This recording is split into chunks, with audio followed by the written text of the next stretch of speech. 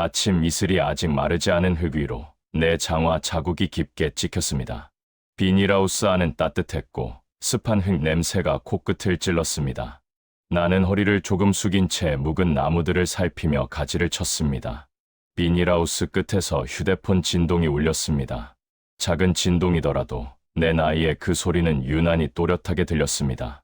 나는 장갑을 벗고 천천히 전화기를 꺼냈습니다. 손녀에게서 온 문자였습니다. 할아버지, 다음 주 졸업식 꼭 와주세요. 짧은 한 줄이었지만 화면이 잘 보이지 않을 만큼 눈가가 뜨거워졌습니다. 나는 숨을 한번 길게 들이켰습니다. 아내가 떠난 지 벌써 몇 해가 지났습니다. 손녀를 두고 먼저 간 사람을 떠올리면 아직도 마음 한구석이 쿡쿡 쑤셨습니다. 아내가 늘 말했죠. 당신, 저 아이한테만은 부족함 없게 해줘요. 나는 말 대신 흙 묻은 손으로 휴대폰을 꼭 쥐었습니다. 나무들이 빽빽이 서 있는 하우스 한가운데서 천천히 고개를 들었습니다. 투명한 비닐 너머 하늘이 흐리게 보였습니다. 그래, 이번에는 제대로 하나 해주자.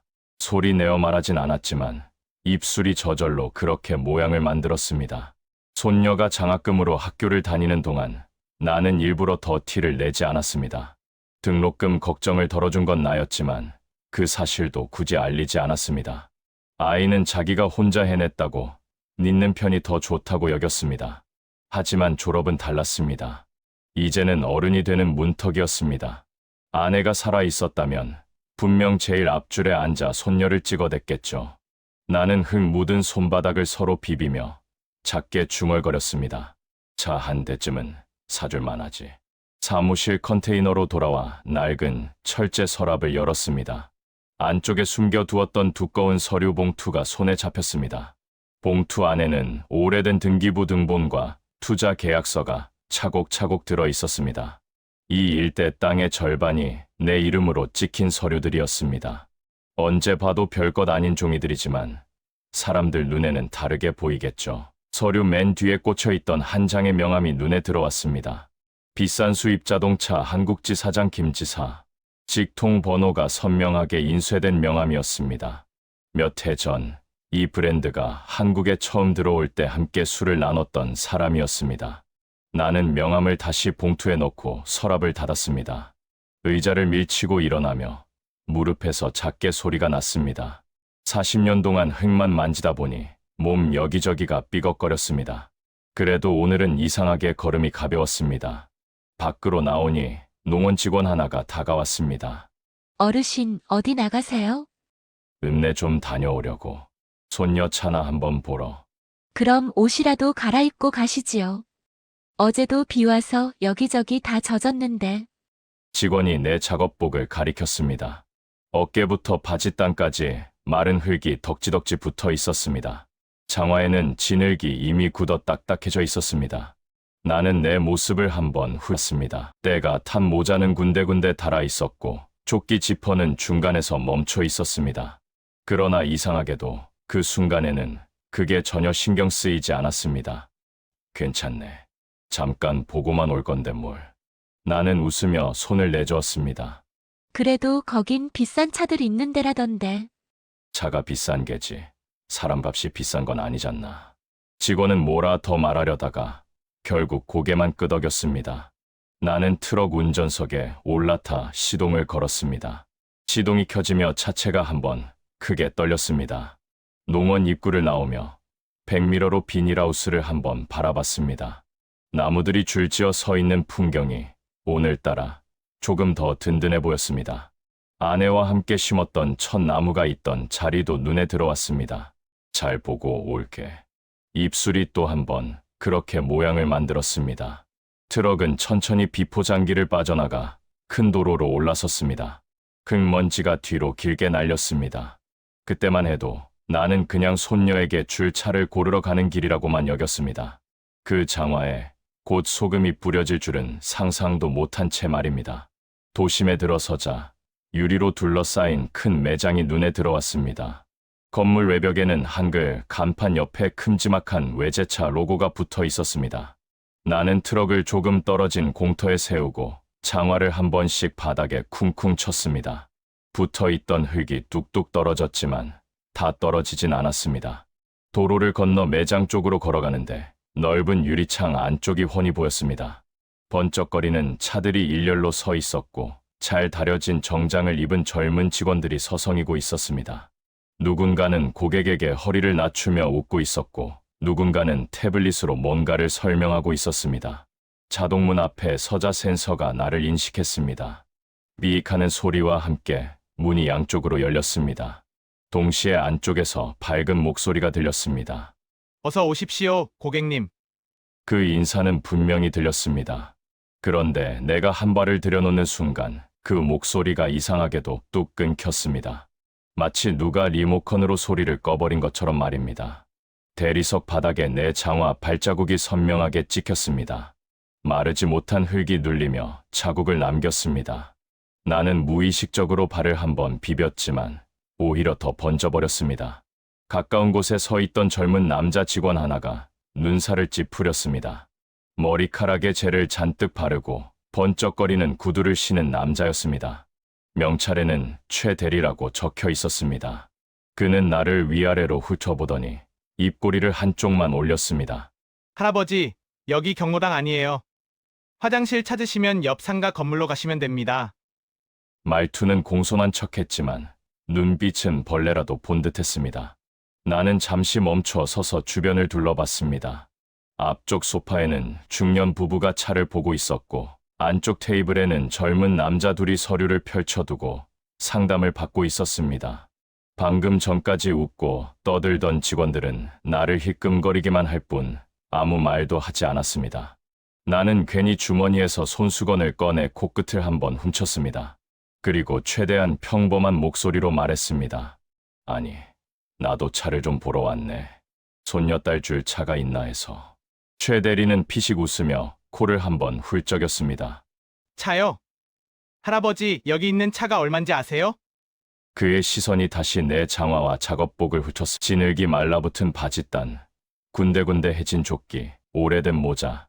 나는 그 시선을 모를 리 없었습니다. 평생 흙을 만지고 살아온 사람에게 사람의 눈길은 흙보다 더 빨리 와 닿기 마련입니다. 그는 내 옆으로 한 발 다가오더니 자동문 쪽을 턱으로 가리켰습니다. 여기 바닥이 대리석이라 흙이 잘 안 지워져요. 실수로 들어오신 거면 지금 나가시면 됩니다. 나는 잠시 그를 바라보다가 천천히 미소를 지었습니다. 웃음이라기보다는 입꼬리가 습관처럼 올라간 정도였습니다. 실수로 온 건 아니네. 여기 차가 좋다고 해서 한번 눈으로 보러 온 거지. 그는 내 말을 듣고도 자세를 풀지 않았습니다. 오히려 팔짱을 끼고 다시 한번 코를 훌쩍이며 옆에 있는 동료를 힐끔 불렀습니다. 옆에서 서류를 정리하던 다른 직원이 눈을 마주치자 둘 사이에 짧은 눈짓이 오갔습니다. 봐라 하는 듯한 가볍게 비웃는 눈빛이었습니다. 한쪽 구석에서는 향수 냄새가 짙게 풍겼습니다. 반짝이는 차 유리에는 내 비쩍 마른 어깨가 비쳤습니다. 나는 그 유리 속 내 모습을 잠시 바라봤습니다. 겉만 본다면 이곳과 어울리지 않는 사람이라는 것쯤은 나도 알고 있었습니다. 그래도 최소한의 말은 지키길 바랐습니다. 돈이 많고 적고를 떠나 사람을 대하는 태도라는 게 있지 않습니까? 나는 다시 한번 조용히 말을 꺼냈습니다. 뭐, 바쁘면 천천히 봐도 되네. 그냥 구경만이라도 하게. 최 대리는 고개를 조금 옆으로 젖히더니 작게 코웃음을 쳤습니다. 그 웃음소리가 유난히 크게 들렸습니다. 그때만 해도 나는 이쯤에서 그냥 참을 생각이었습니다. 그저 눈살 한번 찌푸리고 돌아서면 되는 일이라 여겼습니다. 하지만 이 젊은이는 거기서 멈출 생각이 없어 보였습니다. 최 대리는 나를 자동문 쪽으로 슬쩍 몰아세우더니 슬쩍 손바닥으로 바닥을 가리켰습니다. 대리석 바닥 위에 내 장화가 찍은 흙, 자국이 군데군데 번져 있었습니다. 그는 일부러 크게 한숨을 내쉬었습니다. 에휴, 청소 이모님 또 고생하시겠네. 할아버지, 진짜 차 보러 오신 거예요? 나는 굳이 표정을 바꾸지 않았습니다. 그저 옆에 서 있는 검은색 세단을 가리켰습니다. 광택이 잘 먹은 차체에 조명이 반사되어 눈이 부실 정도였습니다. 이런 건 얼마쯤 하나? 나는 조심스럽게 물었습니다. 손녀가 탈 모습을 떠올리며 트렁크 크기와 앉을 자리를 상상했습니다. 그러나 최 대리는 차가 아니라 나를 먼저 쳐다봤습니다. 이거요? 그는 일부러 웃음을 참는 표정을 지으며 옆 테이블에 앉아있던 중년 부부를 힐끔 바라봤습니다. 여기 있는 차가 얼만지 진짜 모르시는 거예요? 그 말투에는 설명하려는 마음이 아니라 비웃고 싶은 마음만 가득했습니다. 나는 굳이 대답하지 않고 그냥 그를 바라봤습니다. 그러자 그는 한쪽 손을 허리에 얹고 차 바퀴를 발끝으로 툭 건드렸습니다. 할아버지, 솔직히 말씀드릴게요. 여기 차들 바퀴 값도 몇백이에요. 괜히 구경한다고 왔다가 마음만 상하지 마시고요. 옆 테이블에 앉아있던 부부가 동시에 나를 쳐다봤습니다. 여자는 작은 소리로 뭐라고 중얼거렸고 남자는 입꼬리를 올린 채 고개를 저었습니다. 내 장화 끝에서 또 흙이 조금 떨어졌습니다. 최 대리는 그걸 보고 기다렸다는 듯이 외쳤습니다. 아, 아저씨, 여기 흙 떨어지는 거 보세요. 정말 차 사실 거 아니면 그냥 나가주시면 안 될까요? 그의 목소리가 조금 커지자 안쪽에서 서류를 보던 젊은 남자 둘도 고개를 들었습니다. 매장 안 공기가 미묘하게 달라졌습니다. 누군가는 불편해서 눈을 피했고 누군가는 노골적으로 구경하기 시작했습니다. 나는 잠깐 입을 다물었습니다. 그 묻은 발끝을 한번 내려다봤습니다. 평생 이 발로 이 흙 위를 걸어 다녔습니다. 나무를 심고 돌을 나르고 새벽마다 장화를 신고 밭을 돌았습니다. 그런데 이곳에서는 그 모든 세월이 청소거리로만 보이는 모양이었습니다. 가슴 속 어딘가가 서늘하게 식는 느낌이 들었습니다. 그래도 나는 말의 온도를 올리지 않았습니다. 괜한 고함을 지르는 건 젊은 사람들 몫으로도 충분했습니다. 나는 천천히 시선을 들어 최 대리의 눈을 똑바로 바라봤습니다. 그래도 여기까지 왔으니 얘기 정도는 들어볼 수 있지 않겠나. 내가 얼마를 가지고 있는지는 자네가 알 길이 없을 텐데. 그러자 그는 고개를 뒤로 젖히며 웃음을 터뜨렸습니다. 아이, 할아버지. 요즘 인터넷 보시면 나오잖아요. 여기 차들 가격. 그냥 동네 경차 보러 가시는 게 서로 편해요. 옆 테이블 남자가 그 말을 듣고 같이 웃었습니다. 그 웃음소리가 유난히 또렷하게 귀에 박혔습니다. 한순간 목이 탁 막히는 느낌이 들었습니다. 그래도 나는 손녀 얼굴을 떠올리며 겨우 숨을 고르듯 입을 열었습니다. 자네, 손녀 있어봤나? 뜻밖의 질문이었는지 그는 잠깐 말을 멈췄습니다. 네, 손주가 생기면 뭐 하나 제대로 해주고 싶어지는 날이 오네. 그날이 오늘이라서 내가 여기까지 온 거고. 내 말이 끝나기도 전에 그는 다시 표정을 굳혔습니다. 그러니까요. 그런 마음은 알겠는데 현실적으로 생각하셔야죠. 여기 있는 차들, 장난감 아니에요. 그 말에 내 안에서 무언가가 또 하나 꺾이는 소리가 났습니다. 내가 쌓아온 세월을 이 아이는 한 문장으로 잘라내고 있었습니다. 그래도 나는 아직 등을 돌리지 않았습니다. 오늘만큼은 끝까지 지켜보자는 생각이 들었습니다. 어디까지 사람을 낮춰보는지, 얼마나 더 발로 밀어내는지. 그때 안쪽 사무실 문이 열리며 또 다른 목소리가 들려왔습니다. 최 대리, 왜 이렇게 시끄러워? 나는 그제야 이 매장의 진짜 얼굴을 보게 될 거라는 예감을 했습니다. 안쪽 유리문이 열리며 다른 남자가 모습을 드러냈습니다. 짙은 네이비색 정장에 넥타이까지 단정하게 맨 사람이었습니다. 명찰에는 점장이라는 글자가 붙어 있었습니다. 그는 상황을 몰라 어리둥절한 표정으로 우리를 번갈아 보더니 최 대리에게 물었습니다. 최 대리, 무슨 일이야? 왜 이렇게 시끄러워? 최 대리는 기다렸다는 듯이 어깨를 으쓱했습니다. 아, 점장님. 노숙자 같은 분이 들어와서 차 산다고 소리치셔서요. 바닥에 흙 보세요. 완전 엉망이에요. 그 말이 끝나자 매장 안에 여러 시선이 한꺼번에 나에게 꽂혔습니다. 소파에 앉아있던 부부, 상담 테이블의 젊은이들, 계산대 쪽 직원까지 사람들이 나를 보는 각도가 묘하게 같았습니다. 여기에 있으면 안 될 사람이라는 눈빛이었습니다. 점장은 내 장화와 작업복을 천천히 훑어봐 마른 흙이 잔뜩 묻은 바짓단, 해진 조끼, 구겨진 모자, 그의 입꼬리가 아주 조금 내려갔습니다. 어르신, 그는 일부러 낮게 깔아 말했습니다. 여기 그런 곳 아닙니다. 나는 고개를 약간 갸웃했습니다. 그런 곳이라니요? 점장은 주변을 한번 훑어보며 일부러 고객들이 잘 들을 만한 크기로 말을 이었습니다. 여기는 고급 수입차 매장이에요. 우리 고객님들 다들 이 브랜드 믿고 오시는 분들이고요. 이런 곳에 흙 묻은 장화 신고 들어오시면 곤란합니다. 그의 말이 끝나자 어디선가 킥하는 웃음이 새어나왔습니다. 나는 그 소리를 못 들은 척했습니다. 하지만 귀는 이미 다 듣고 있었습니다. 내가 그냥 차를 한번 보러 왔을 뿐인데 말입니다. 나는 최대한 차분하게 말했습니다. 목소리가 떨리지 않도록 숨을 깊게 한번 골랐습니다. 점장은 곧바로 말을 잘랐습니다. 영업 방해하러 오신 건 아니실 테죠. 하지만 다른 손님들께 불편을 드리면 저희가 조치를 취해야 합니다. 조치라는 말이 괜히 귀에 걸렸습니다. 한평생 일하면서 이런 말은 주로 내가 남들에게 해왔던 쪽이었습니다. 농원에서 일하던 젊은 직원들이 안전수칙을 어기면 내가 단호하게 그렇게 말하곤 했습니다. 그런데 오늘은 내가 조치의 대상이 되어 서 있었습니다. 점장은 한 걸음 더 다가와 거의 나와 마주 서다시피 했습니다. 가까이에서 맡는 향수 냄새가 유난히 진했습니다. 어르신, 솔직히 말씀드릴게요. 지금 모습으로 여기 계시면 우리 매장 수준이 좀. 그는 끝까지 말은 하지 않았지만 손짓이 말을 대신했습니다. 손바닥이 대리석 바닥과 내 장화를 번갈아 가리켰습니다. 주변 고객들 중 몇 명은 노골적으로 자리를 옮겼습니다. 누군가는 가방을 끌어안았고 누군가는 아이의 어깨를 뒤로 돌려 세웠습니다.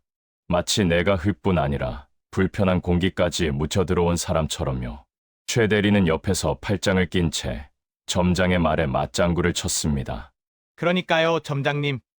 저도 몇 번이나 좋게 말씀드렸어요. 차 사실 분처럼 안 보이시잖아요. 그 말에는 가난해 보인다는 뜻이 그대로 담겨 있었습니다. 숨기려 하지도 않았습니다. 내 귀가 살짝 달아오르는 게 느껴졌습니다. 얼굴이 뜨거워졌다가 곧 서늘하게 식어갔습니다. 이 나이가 되도록 다시는 겪고 싶지 않던 종류의 모욕이었습니다. 그래도 나는 주먹을 쥐지 않았습니다. 소리를 지르지도 발을 구르지도 않았습니다. 대신 조금 더 자세히 그들의 얼굴을 보았습니다. 어떤 눈으로 사람을 내려다보는지, 어떤 표정으로 웃음을 참는지, 어떤 입 모양으로 수준이라는 말을 꺼내는지 그 모든 걸 천천히 눈에 담아두었습니다. 알겠네. 나는 짧게 대답했습니다. 점장과 최 대리가 동시에 나를 쳐다봤습니다. 내가 여기 있는 게 그렇게들 불편한 모양이지. 점장은 대답 대신 시선을 피했습니다. 최 대리는 곧바로 말을 보탰습니다. 예. 솔직히 말씀드리면 그렇습니다. 정말 차 사실 거면 다른 지점으로 안내해 드릴게요. 나는 잠시 침묵했습니다. 그 침묵 사이로 매장 에어컨 소리가 유난히 크게 들렸습니다. 그 순간 마음 한켠에서 뭔가가 또렷하게 자리 잡는 느낌이 들었습니다.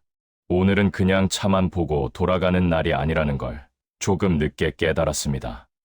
그래, 나는 아주 작게 중얼거렸습니다. 누구에게 들려주기 위한 말은 아니었습니다. 나 자신에게 한 번 더 확인해주는 말에 가까웠습니다. 오늘은 이 아이들에게 오래 기억에 남을 날이 될 겁니다. 그리고 나 역시 이 매장을 그냥 스쳐 지나가는 손님으로 남지 않을 겁니다. 점장과 최 대리가 나를 남겨둔 채 안쪽으로 들어갔습니다. 그들이 사라지자 매장 안의 소음이 다시 조금 살아났습니다. 그러나 내 귀에는 그 어떤 말도 또렷하게 들어오지 않았습니다. 나는 잠시 그 자리에 그대로 서 있다가 매장 구석 쪽으로 천천히 걸어갔습니다. 대리석 바닥 위에 찍힌 내 흙 자국이 길게 이어져 있었습니다. 누군가는 그 자국을 밟지 않으려 슬쩍 발을 옮기기도 했습니다. 구석에 비치된 작은 의자와 테이블이 보였습니다. 기다리는 손님들이 잠시 앉는 자리 같았습니다. 나는 조용히 그 자리에 앉았습니다. 유리병 너머로 바깥 도로를 지나는 차들이 보였습니다. 경차도 있었고 오래된 승용차도 있었고 내가 타고 온 낡은 트럭도 멀리 서 있었습니다. 이곳에서만큼은 그 차들이 모두 같은 방향으로 흘러가는 것처럼 보였습니다. 한참을 그렇게 앉아 있는데 옆에서 조심스러운 발소리가 다가왔습니다. 고개를 돌리니 아까 멀리서 나를 힐끔 보던 젊은 여직원이 서 있었습니다. 단정한 머리와 단색 블라우스를 입은 아직 서투른 표정의 아이였습니다. 어르신, 그녀가 내 눈치를 보며 작게 불렀습니다. 혹시 물이라도 한 잔 드릴까요? 나는 잠시 말없이 그녀를 바라봤습니다. 그 얼굴에는 비웃음도, 경계도, 혐오도 없었습니다. 그냥 난처함과 걱정이 섞인 눈빛뿐이었습니다. 괜찮네. 나는 고개를 천천히 저었습니다. 자네가 내게 물을 가져다 주면 또 혼나지 않겠나. 그녀는 순간 놀란 표정을 지었습니다. 눈이 동그래졌다가 곧바로 아래로 내려갔습니다. 아까 점장님이 괜히 엮이지 말라고 하셔서. 그 말은 끝까지 나오지 못하고 공중에서 흩어졌습니다. 나는 짧게 웃었습니다. 괜찮네. 자네는 이미 할 일을 한 셈이야. 그녀는 그 말이 무슨 뜻인지 몰라 잠깐 멈칫했습니다. 그러다 조용히 고개를 숙이고 뒤로 한 발 물러났습니다. 불편하시면 말씀만 주세요. 그녀는 그렇게 말하고 다시 자기 자리로 돌아갔습니다. 점장이 있는 카운터 쪽으로 가면서도 몇 번이나 내 쪽을 돌아보았습니다. 나는 그녀의 뒷모습이 보이지 않을 때까지 눈을 떼지 않았습니다. 그리고 천천히 허리춤에 찬 작은 가방의 지퍼를 열었습니다. 오래된 가죽 가방 안에서 낡은 지갑 하나를 꺼냈습니다.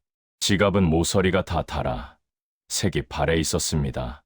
지갑을 열자 얇은 카드 몇 장과 접힌 종이들이 눈에 들어왔습니다. 그 중간에 끼워둔 작은 봉투 하나를 꺼냈습니다. 봉투 안에는 접힌 서류 조각들이 들어 있었습니다. 이 건물 등기부 등본 일부, 그리고 몇 년 전 체결한 임대차 계약서 사본이었습니다. 검은 글씨로 찍힌 숫자들, 도장, 내 이름. 나는 그 종이를 길게 바라보지 않았습니다. 잠깐만 눈에 담고 다시 봉투에 넣었습니다. 마지막으로 지갑 앞쪽 칸에서 명함 한 장을 꺼냈습니다. 하얀 바탕에 검은 글씨, 비싼 수입 자동차 한국지 사장 김지사. 아래에는 직통 전화번호가 선명하게 찍혀 있었습니다. 나는 그 명함을 엄지로 한번 쓸어내렸습니다. 몇 해 전, 이 브랜드가 처음 한국에 들어올 때였습니다. 지사장과 술잔을 기울이며 이 건물 1층에 매장을 내라고 권했던 자리, 그날 새벽까지 함께 웃던 얼굴이 잠깐 스쳐 지나갔습니다. 명함을 한동안 손가락 사이에 끼운 채 나는 매장 안을 다시 둘러봤습니다. 점장은 카운터 뒤에서 다른 손님에게 허리를 굽혀 인사하고 있었고, 최 대리는 방금 들어온 잘 차려입은 손님에게 활짝 웃으며 다가가고 있었습니다. 조금 전까지 나를 가리키며 비웃던 손짓이 이제는 그 손님을 향해 고객님이라며 바뀌어 있었습니다. 나는 명함을 지갑 안으로 천천히 밀어 넣었습니다. 가방 지퍼를 닫으며 마음속에서 어떤 문도 하나 닫혔습니다.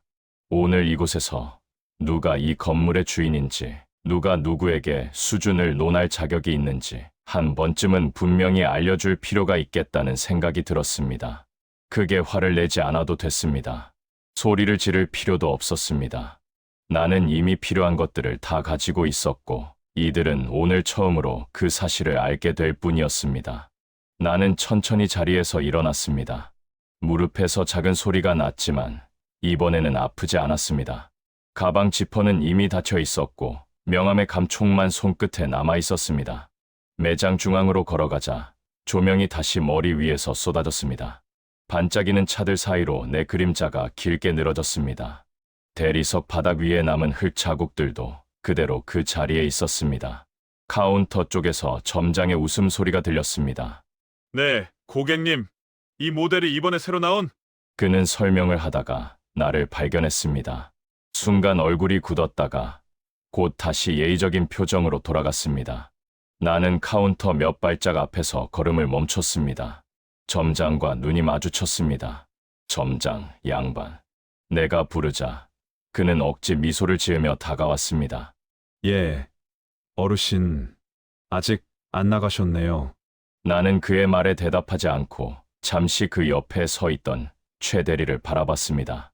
그는 팔짱을 낀 채 또 시작이네 하는 얼굴로 나를 내려다보고 있었습니다. 자네들한테 한 번만 더 묻겠네. 나는 숨을 고르고 또박또박 말을 이었습니다. 나를 그냥 손님으로 대해줄 생각은 없는가? 점장은 대답 대신 짧게 웃었습니다. 웃음 끝에 묘한 비웃음이 묻어 있었습니다. 어르신, 아까도 말씀드렸잖아요. 여기 있는 차 가격이랑 어르신 형편이랑은 솔직히 그는 끝까지 말을 잇지 않고 손짓으로만 마무리했습니다. 한 손은 반짝이는 차 쪽으로, 다른 손은 내 장화 쪽으로 향했습니다. 최 대리가 거들었습니다. 점장님, 말씀 돌리지 마세요. 할아버지 경찰 부를까요? 계속 이러시면 진짜 곤란합니다. 그는 바지 주머니에서 휴대폰을 꺼내 1과 2를 누르는 신용을 했습니다. 여기 이상한 분이 자꾸 버티고 있다고 하면 금방 올 거예요. 주변 고객들이 그 말을 듣고 다시 웅성거렸습니다. 누군가는 나를 또 한 번 흘겨봤고 누군가는 일부러 시선을 피했습니다.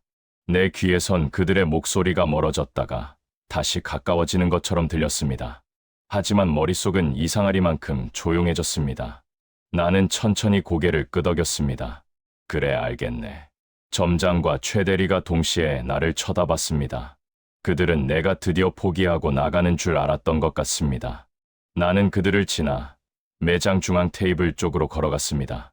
테이블 위에는 카탈로그와 볼펜, 명함꽂이가 놓여 있었습니다. 나는 그 옆에 서서 조용히 내 휴대폰을 꺼냈습니다. 검은 화면 위에 네 주름진 손가락이 얹혔습니다. 번호를 누르는 데에는 오래 걸리지 않았습니다. 6자리 숫자는 이미 손이 먼저 기억하고 있었습니다. 찰칵, 찰칵. 숫자를 누르는 소리가 내 귀에 또렷하게 들렸습니다. 점장이 다가와 물었습니다. 어르신, 누구한테 전화하시는 겁니까? 나는 시선을 휴대폰 화면에서 떼지 않고 대답했습니다. 자네들 상사에게. 최 대리가 피식 웃었습니다. 여기 점장님이 책임자인데요. 나는 그 말을 듣고 비로소 고개를 들어 둘을 바라봤습니다. 아니지. 이 건물하고 이 브랜드 말이야. 그 말이 끝나자 잠깐 정적이 흘렀습니다. 점장의 눈썹이 미세하게 흔들렸습니다. 나는 통화 버튼을 눌렀습니다. 전화기에서 통화 연결음이 울리기 시작했습니다. 뚜, 매장 안 소리가 갑자기 멀어지는 것 같았습니다. 사람들의 웅성거림, 에어컨 소리, 발자국 소리까지도 흐려졌습니다. 그 사이로 통화 연결음만이 또렷하게 섞여 들어왔습니다. 최 대리가 여전히 팔짱을 낀 채 말했습니다. 점장님, 진짜 경찰 부를까요? 점장은 아무 대답도 하지 못했습니다. 그저 내 손에 들린 휴대폰 화면만을 뚫어지게 바라보고 있었습니다. 나는 눈을 깜빡이지 않고 연결음을 끝까지 들었습니다. 그리고 마음속으로 딱 한 가지만 정했습니다. 오늘 이 자리에서 누가 누구를 쫓아내는지 한번 똑똑히 보여주겠다는 것. 통화 연결음이 멈추고 마침내 상대방의 목소리가 들려오기 직전 나는 스피커 버튼을 눌러 이 매장 전체에 그 목소리가 들리게 준비했습니다. 통화 연결음이 3번쯤 울렸을 때 마침내 전화가 연결되었습니다. 스피커 버튼을 누르자 매장 전체에 남자의 목소리가 울려 퍼졌습니다. 여보세요, 김 지사입니다. 나는 눈을 한번 감았다가 뜨고 평소보다 조금 더 또렷한 목소리로 말을 꺼냈습니다. 김 사장, 나네. 잠깐의 정적이 흘렀습니다. 그리고 곧바로 다급하게 떨리는 목소리가 전화기 너머에서 터져 나왔습니다. 회장님? 박 회장님이십니까? 그 한마디에 매장 안 공기가 완전히 달라졌습니다. 점장의 어깨가 움찔했고 최 대리는 팔짱을 풀어버렸습니다. 주변 고객들까지도 동시에 나를 돌아봤습니다. 나는 휴대폰을 얼굴에서 조금 떼어 모두가 잘 듣게 했습니다. 그래, 나네. 지금 내 건물 1층 매장에 와 있는데 말이야.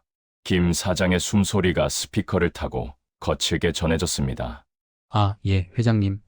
거기 계셨습니까? 미리 말씀만 해주셨으면 제가 직접 나가 뵈었을 텐데. 나는 천천히 매장 안을 둘러봤습니다. 점장과 최 대리의 얼굴이 하얗게 질려 있었습니다.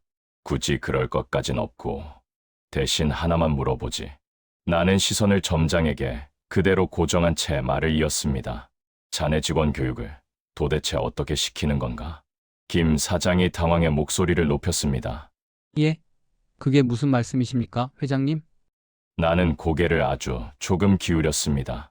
내가 흙 묻은 장화를 신고 내 브랜드 간판 달린 매장에 들어왔네. 그랬더니 여기 점장하고 대리라는 친구가 내쫓으려 하더군. 점장의 얼굴이 점점 굳어갔습니다. 그는 손을 허둥지둥 내저으며 입을 떼었습니다. 회장님, 그게 저희가 그런 뜻으로 한 말이 아니고 나는 그의 말을 잘랐습니다. 조용히 있게. 그 한마디에 점장은 입을 다물었습니다. 내 목소리는 크지 않았지만 더 이상 말이 나오지 않는 듯 했습니다. 전화기 너머에서 김 사장의 목소리가 떨리며 이어졌습니다. 회장님 정말 죄송합니다. 어떤 무례를 했는지 제가 직접 가서 확인하겠습니다. 나는 담담하게 말을 이었습니다. 확인할 것까지 있나? 내가 내 눈으로 다 봤는데. 나는 잠시 숨을 골랐습니다. 그리고 아주 간단하게 그러나 선명한 한 문장을 던졌습니다. 이런 직원들이 있는 매장이라면 내 건물에서 더 이상 장사하게 둘 필요는 없겠지. 그 말에 김 사장이 숨을 삼키는 소리가 그대로 들렸습니다. 회장님 설마 그 얘기는 그래, 걔야. 다시 생각해 보려고. 점장의 다리가 살짝 휘청거렸습니다. 최 대리는 손에서 휴대폰을 떨어뜨릴 뻔했습니다. 주변 고객들까지도 숨을 죽이듯 조용해졌습니다. 나는 마지막으로 단호하게 못을 박았습니다. 오늘 이 일, 본사에서 직접 사람 보내서 정리하게. 누가 이 건물주인지, 누가 이 브랜드를 여기 들여놓은 사람인지 모르는 얼굴들이 너무 많아진 것 같아서 말이야. 김 사장은 거의 울상이 되어 대답했습니다. 알겠습니다. 회장님. 지금 바로 임원 내려보내겠습니다. 통화를 끊자 매장 안에는 묵직한 정적만 남았습니다. 아까까지 나를 밀어내던 대리와 점장은 이제 어디에도 기대지 못한 채 서 있었습니다. 나는 휴대폰을 천천히 주머니에 넣었습니다. 그리고 점장과 최 대리를 차례로 바라보며 한마디를 건넸습니다. 자, 이제 자네들 차례네. 그 말은 크게 말하지 않아도 매장 구석구석까지 또렷하게 들리는 듯했습니다. 통화를 끝낸 지 얼마 지나지 않아 매장 출입문이 다시 열렸습니다. 급하게 달려온 듯 넥타이가 살짝 돌아간 중년 남자가 숨을 고르며 들어왔습니다. 그 뒤로는 양복을 입은 또 다른 임원이 따라 들어왔습니다. 그들은 나를 보자마자 허리를 깊게 숙였습니다. 회장님, 어떻게 직접 여기까지 오셨습니까? 점장과 최 대리의 눈이 휘둥그레졌습니다. 아까까지 나를 노숙자 같다고 부르던 입술이 파르르 떨렸습니다. 임원 하나가 점장 쪽으로 고개를 돌렸습니다. 여기 점장 누구죠? 점장은 어쩔 줄 몰라 하며 손을 들었습니다. 저입니다. 임원의 표정은 단단하게 굳어 있었습니다. 당장 사무실로 올라가세요. 본사 이사팀이랑 통화부터 하셔야겠습니다. 점장은 갑자기 다리가 풀린 듯 그 자리에 주저앉을 뻔했습니다. 잠깐만요. 저는 그냥 매장 질서를 지키려고. 그가 변명하려 하자 임원이 단호하게 잘랐습니다. 질서가 아니라 사람을 내쫓은 거죠. 그것도 이 건물주의자 회사 초기 투자자를요. 주변 고객들 사이에서 작은 탄성이 터져 나왔습니다. 건물주, 회장님이라고 했어, 방금? 나는 그제야 조용히 입을 열었습니다. 내 이름, 이 건물 등기부에 찍힌 그 이름이네. 임원은 준비해 온 서류를 조심스럽게 내보였습니다. 상단에는 이 빌딩 주소와 함께 굵은 글씨로 내 이름이 적혀 있었습니다. 이 매장이 입점해 있는 15층 건물의 소유주 박부자 회장님, 그리고 우리 브랜드가 한국에 들어올 때 초기 투자해 주신 주요 주주십니다. 점장과 최 대리는 동시에 나를 쳐다봤습니다. 이제 그들의 눈에는 비웃음 대신 노골적인 공포와 후회가 차올라 있었습니다. 점장이 비틀거리며 내 앞까지 다가왔습니다. 그리고 대리석 바닥에 두 무릎을 꿇었습니다. 쾅! 무릎이 부딪히는 둔탁한 소리가 매장에 울렸습니다. 회장님, 몰라 뵙고 정말 죄송합니다. 저는 그냥 매뉴얼대로. 최 대리는 이미 다리가 풀려 옆에서 주저앉아 있었습니다. 입술이 파르르 떨리며 겨우 말을 짜냈습니다. 회장님, 한 번만 봐주십시오. 진짜 그런 줄 몰랐습니다. 나는 그들을 내려다봤습니다. 그 묻은 장화 위로 무릎 꿇은 정장의 주름이 내려와 겹쳐 보였습니다. 아까까지 흙을 피하던 사람들이 이제는 그 흙 앞에 이마를 숙이고 있었습니다. 옷이 더러운 건 털면 되지. 나는 천천히 말을 꺼냈습니다. 하지만 마음이 더러운 건 쉽게 안 씻기더군. 그 말에 점장은 고개를 더 세게 숙였습니다. 손등으로 얼굴을 가리며 떨었습니다. 나는 임원을 향해 시선을 옮겼습니다. 이 두 사람 오늘부로 내 건물에서는 손 떼게. 임원이 곧바로 고개를 숙였습니다. 알겠습니다, 회장님. 잠시 후 직원들이 점장과 최 대리를 일으켜 세워 매장 뒤쪽으로 데려갔습니다. 그들의 구두 소리가 흔들리며 멀어졌습니다. 매장 안은 한동안 조용했습니다. 나는 그 정적 속에서 아까 나에게 물을 건네려던 신입 여직원을 찾았습니다. 그녀는 카운터 뒤에서 얼어붙은 채 서 있다가 내가 눈을 마주치자 화들짝 놀랐습니다. 아가씨. 나는 손짓으로 조용히 부르며 말했다. 자네 이름이 뭐였지? 아, 예. 저 김신입입니다. 그래, 김신입 씨. 아까 나한테 물이라도 한 잔 가져다 주려고 했지. 그녀는 얼굴이 붉어지며 고개를 끄덕였습니다. 죄송합니다. 점장님 눈치가 보여서. 나는 고개를 저었습니다. 사람 대접을 할 줄 아는 것만으로도 이미 나머지보다 낫네. 내 손녀 차 하나 살 텐데 자네가 담당해서 계약하겠나? 그녀의 눈이 크게 떴습니다. 제가요? 그래, 제일 안전하고 오래 탈 수 있는 걸로 골라주게. 임원들이 눈치를 보며 서 있다가 곧바로 그녀에게 차량 견적서를 가져다 주었습니다. 그녀의 손이 떨리긴 했지만 설명하는 목소리는 점점 또렷해졌습니다. 잠시 후 계약서 위에 내 이름이 다시 한번 적혔습니다. 단말기 위에 카드를 올리자 짧은 승인음이 울렸습니다. 결제 완료되었습니다. 직원이 떨리는 목소리로 말했습니다. 나는 영수증을 받아 접어 가슴 주머니에 넣었습니다. 매장을 나가기 전 한번 뒤를 돌아봤습니다. 유리 천장 아래 반짝이는 차들, 여전히 같은 자리에 서 있는 대리석 바닥, 그리고 그 위에 남은 내 흙자국. 나는 작게 그러나 분명하게 한마디를 던졌습니다. 방은 곧 빼도록들 하지. 그리고 문 쪽으로 돌아서다가 신입 여직원을 다시 한번 바라봤습니다. 자네는 언젠가 여기서 제일 높은 사람이 될 상이야. 그 말을 끝으로 나는 자동문을 밀고 밖으로 나왔습니다. 유리문이 닫히는 순간 안쪽에서 터져 나오는 웅성거림이 희미하게 섞여 들렸습니다. 바깥 공기는 실내보다 훨씬 차가웠지만 내 마음은 이상하게도 조용했습니다. 트럭으로 향하는 내 장화 밑에서 흙이 다시 한번 바스라지는 소리가 났습니다. 오늘 일로 상처를 받은 건 나였을지도 모르지만 방을 빼야 할 사람들은 따로 정해졌다는 생각이 들었습니다.